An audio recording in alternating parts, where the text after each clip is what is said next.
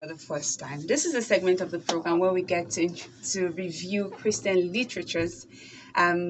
Christian literatures that center around our spiritual growth, our walk with God, family life, relationship, everything that helps our walk with God a smooth to make it a smooth one. And interestingly, today we'll be reviewing a book that pertains to family. Now, when I first picked this book and I saw it, I was wondering, I wouldn't say I was really surprised, but I was wondering why most of the books I see people write about fathers are usually foreign books. So when I saw this, I was really interested in reading it. The book we're reviewing today is How to Become a Better Father by Peter Amo. How to Become a Better Father by Peter Amo. And the shocker or the surprise for today is I won't be doing the book review alone.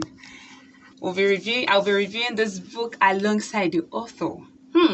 There is no better way to review a book than to have the author just by your side to review it alongside with you.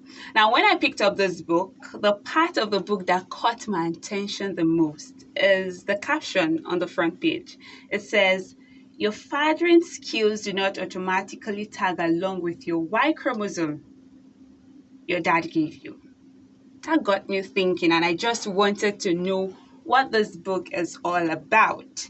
Okay, this book has 50 pages and it has 6 chapters. We live in a society where people believe that the mother should be, or the mother-child relationship is the most important, and then the father should just be there to provide, since he's the breadwinner, provide financial support and be the disciplinarian. And it has just become the norm, such that the father figure is somewhat distant, and then the mother figure should be the one that is there to ensure that the children grow in the right way. This book has 6 chapters, just as I've said earlier. The very first chapter that I really enjoyed is the chapter that describes 5 different types of fathers. So I would like to bring my guests to the microphone. Good evening, Peter. I'm always good to have you in the studio. Good evening. Thanks for having me here. All right. Your book was an amazing read for me, Thank you. And when I read the book, the first thing, when I was done, the first thought that came to my mind was, every male figure in my life that matters to me was read this book. It's such an amazing book because when we try to weigh books or conferences or meetings that prepare the female folks for marriage, for family life, you discover, and then we try to weigh the books or conferences or meetings that prepare the male folk for family life. The books for the women will always outweigh. So when I saw this book, I was so interested in reading it. So my first question to you, what inspired you to write this book? Well, about 3 reasons among other reasons. And the first one was, about my own family myself. During the lockdown, I started thinking, how do I improve my home? How do I improve my family? And I was wondering, how do we create memories that we can cherish, that I can lavish on, that when I think about my wife and my children, these memories just pop up in my head and I'll just be smiling, I'll just be happy, and even if I'm not in the immediate environment where they are. So I started working on something like a 30-day challenge that I worked on, and I saw my home change drastically.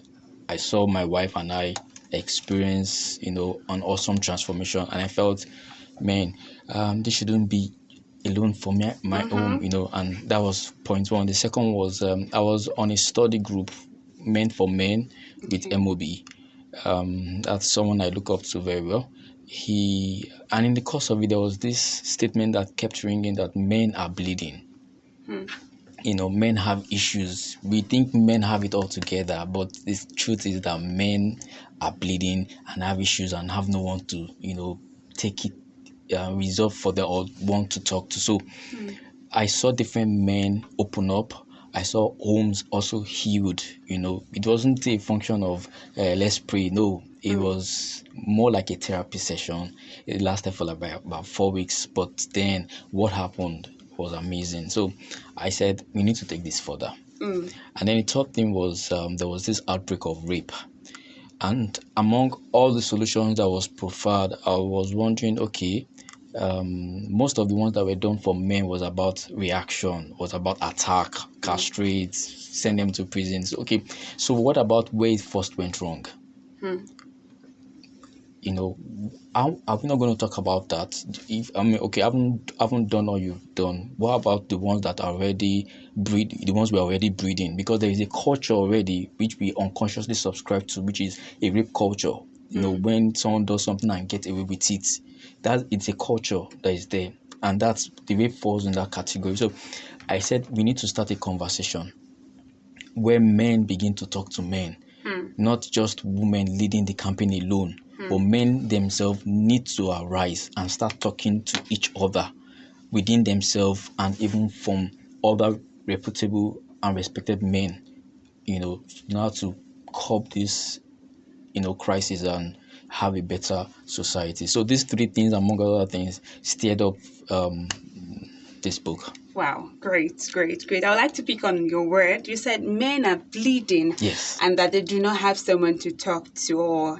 And chapter 13 of your book says, women are page 13, thank you. Page 13 says, women are wonderful at finding encouragement and support in the company of each other. Yeah. And you said, men need to do the same. Yes. But why do you think men find it difficult to seek help, even when they know that their fathering pattern is not right, but you just feel that's the way I want to do it? First of all, there's the ego part. Okay. Secondly, there's who do I talk to? And then the third thing is that's what they know to do. So keep quiet. When we were much younger and we fall down, what do our parents tell us? Don't cry. Boys don't cry. Keep everything, bottle up everything. And so we grew up with that, where we bottle up everything. The weak, the strong, the things we are ashamed of, the things we are proud of. We keep everything, we bottle it up. And then we continue with that. We bring that up into our teenage life. We bring that up into our youthful life. We bring that up into our marital life. And that's why even some wives will complain that their husbands don't talk. They're just quiet, just withdrawn to themselves and things like that. So mainly that's one of the things that's responsible for men not speaking out. Because they've been trained from a very young age not to speak out, especially about their feelings. It makes them look maybe like chicken or of whatever you want to call it.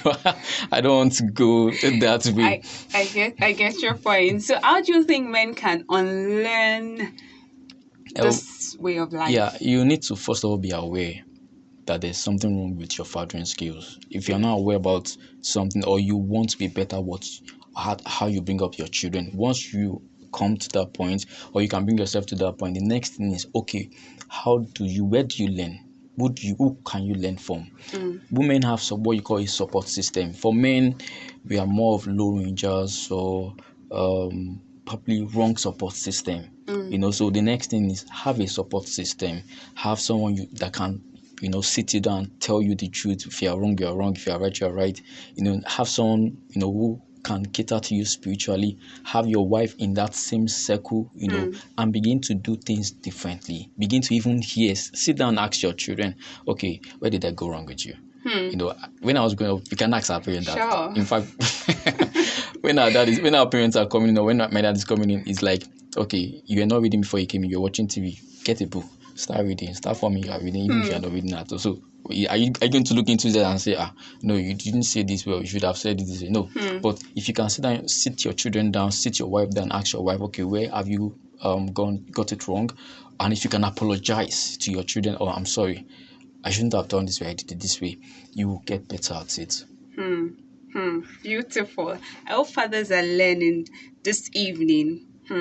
Okay, on page 8, you said, while you were describing the absentee father, Yes. you said something like, most fathers tend to be absent for most time, and then they try to overcompensate Yes. when they're around. Yes. Now, let's be realistic. Okay. Okay, we live in a world presently where there is so much economic downturn, Yes. and fathers need to work. Yes. Now, in quote, they need to provide for the family, and sometimes it just might take them far away from their home. Yes. So when they have the opportunity to be back, they just want, because every father, I think every average father, a good father, wants the child to feel his impact in his life or in her life. So when they come around, they just want to lavish the child with love. Yeah. But why are you against that? I'm not against that. Okay. I'm only trying to bring men's awareness to the consequence of that. When you're away, you see, just like the wife desire quality time, so also the children desire quality time. And if in place of quality time, nothing else can replace it. You can. I'm not saying giving gifts should be totally, no, but your focus shouldn't be the gift. Your focus should be the time. The time you have, if it's one day in a month that you are around, spend that time quality, make it quality with the children. The gift will only make them addictive, will only make them look forward to the gifts. Not even you. That means they won't get to know you. They will only be looking forward to, I want to get the gifts. That is all. That is all they want. They will remember you for. But you should be able to see, laugh together, cry together, gist together, and other things that you would do, play together. They are watching movies, sit down with them, watch a movie. That is more important than just gifts.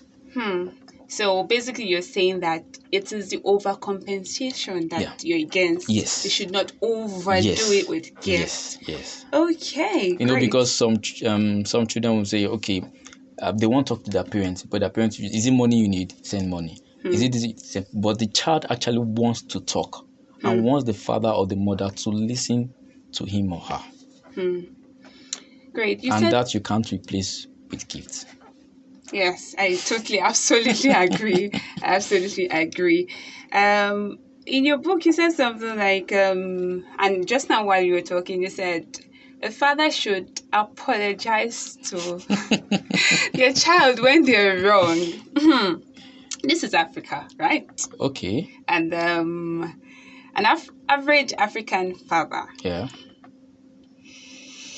Would you want to apologize to Well, the child? it's true, it's Africa, but most of the things we do, are they African? Well, to an extent. No, it's not. The movies we watch, we copy the cinemas from abroad.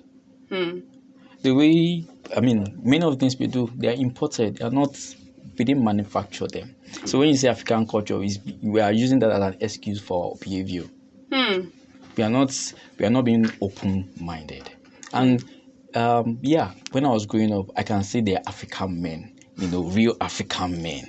But now we have hybrids.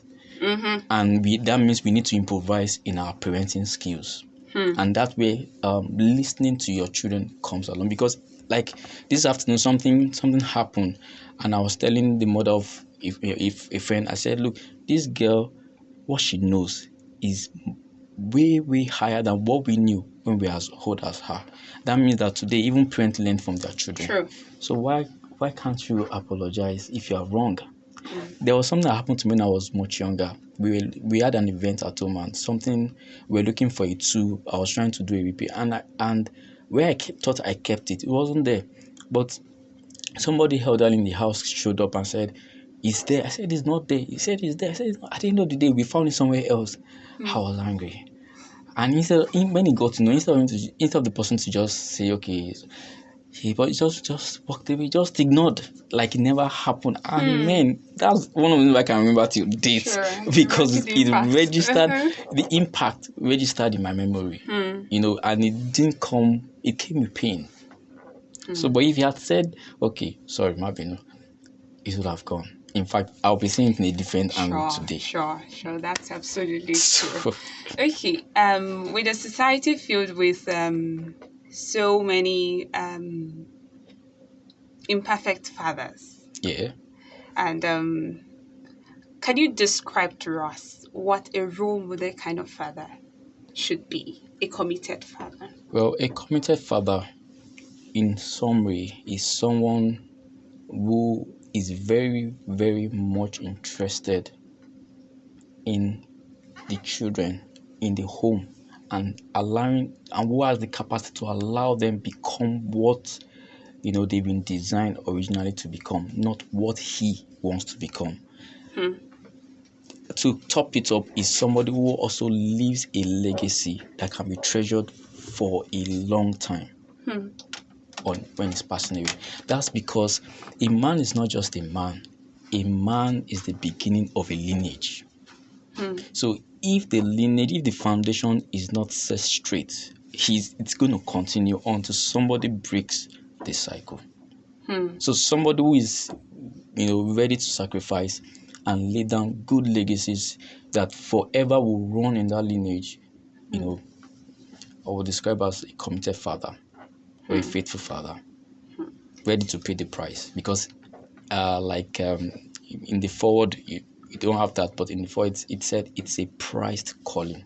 Fatherhood is a prized calling, and that's why probably people are running away from being a real father. Okay, would we say people are running away from being a father? I won't say that, but the truth is that, do we even know what a father is in the first place? When doing the study, what one of the things that occurred to me was, I don't even know what a true father looks like. I don't even, the lines are blurred by different theories, different narrative, different events of life. Man suffers one of the greatest assaults in our society. But nobody really cares. If a rape happens today, like I say, one of the person who suffers the longest time effect is actually man. True. But that doesn't register. It's the lady or the female that we are bothered about. That's not wrong. Do you understand? Yes. But man, the figure of man, is also suffering by that same action. Great. So you said that men should speak up. Yeah. Just the way you want victims of rape to speak up. Speak up. Men need to speak up and look for ways to solve their problem. So if we do not have so many men that are committed fathers, so who do they go to? Because you said that just the way you set goals for your job, and the way you have network of people around you to help you. If we do not have so many good fathers or fathers that fit into the role model father, then who do fathers go to? Let's start with the little ones we have. The few ones that, if you think we have few ones, let's start with those few ones. If we have a good number of them, let's start with those numbers of them. If, like I said, if, for example, your father figure has been distorted, then fix that first of all. Look for a good reference point. Start with that, and then learn from him. Somebody you want to learn from has been proven.